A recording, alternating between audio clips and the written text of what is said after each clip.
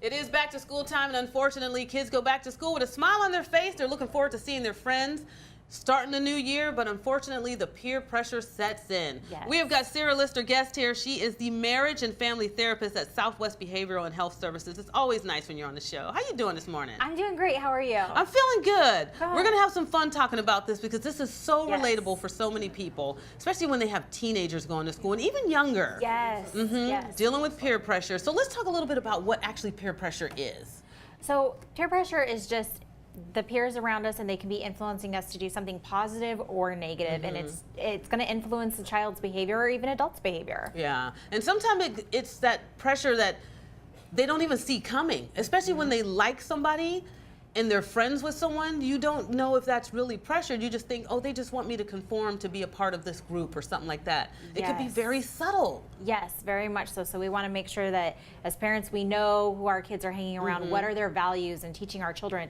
Be around children who have the same values as you, because if they're hanging around children that have maybe are more advanced in certain areas, it's going to cause some peer pressure for your child to become more advanced in that area or experiment in that area, which your child may not be comfortable with. And unfortunately, that's the lure, because when you're in school, you always see something that looks greener on the other side. You want the, to be with the reputation of the one that's a little bit badder, or someone who's, doing something that you think is intriguing, and that gets you in trouble. But that's the pressure, that's the lure. Yes, that's exactly. And so we want to teach our children how to navigate around that, because sometimes it's not until they're in that situation that they realize, oh, I'm in over my head, and I need a way out. And so we want to teach our children those delay tactics, and teaching that it's okay to make an excuse and to say, I'm on medicine, I can't try that right now if they're being offered drugs, or let me think about that and I'll get back to you. And stuff. Teaching them those different tactics of when they do realize that they're in over their heads, because they're kids and they're learning, and sometimes they don't know those red flags, and as parents we can't be there all the time. Everything is a growing curve, right? So let's talk about, it says 10% of teenagers are influenced by peer pressure,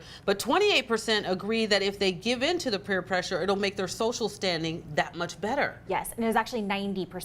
Only 10% of kids said they've never experienced any form of peer pressure. So scary. So 28% of children say that it would help their social standing. Do you know 19% of children surveyed said that they would give up their phone while driving if their friends did?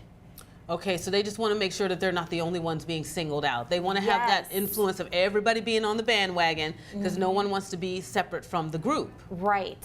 It's so scary. So what can parents do? How can they talk to their kids, or even sort of navigate them in a way to let them know that you really do need to take a stand and separate yourself? So I think for parents, it's going to be open and listening. I think I hear a lot in my office of, you're at school to learn, not to socialize. But those topics, those socialization is what's preparing them for the real world. And so we want to be open as parents and hear what they have to say. We want to teach them, find children who have your same values, who have your same beliefs. As parents, the most that we can do is kind of watch and get to know their friends, and make sure that our children know we're a safe person to talk to. We may not agree with your choices, but we can talk it through.